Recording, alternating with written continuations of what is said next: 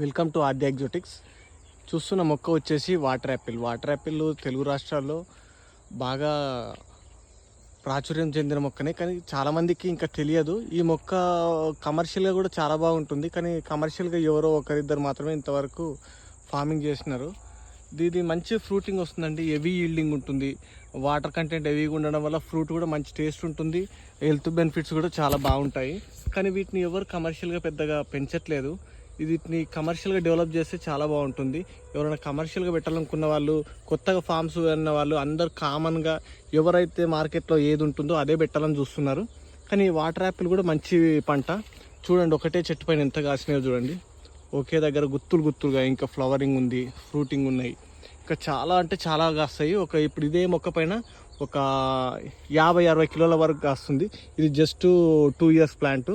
ఇటువంటి మొక్కలు కావాలంటే మన దగ్గర అందుబాటులో కలవు. Thank you.